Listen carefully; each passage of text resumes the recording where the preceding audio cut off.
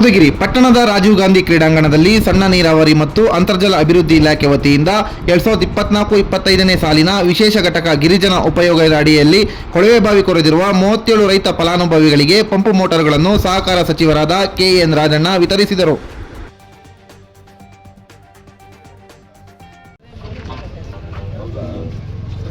ಏನು ಬೇಸಾಯ ಏನು ಮಾಡ್ತೀಯ?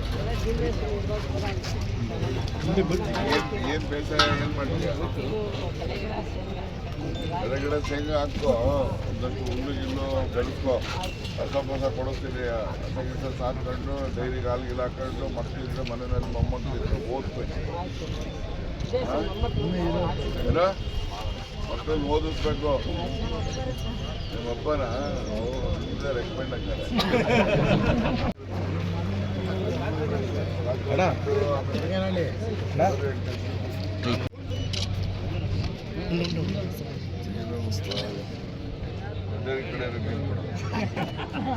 ನೀರಲ್ಲಿ ತಗೊಳ್ಳಲ್ಲ ಅಂತ ಸ್ವಲ್ಪ ಹಿಂದೆ ಕಮ್ಮಿ ಪ್ಲಾನ್ ಏನು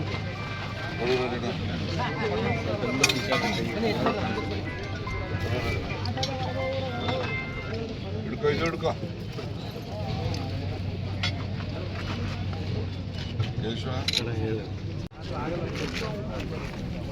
ಬಾ ಕೊಡುವ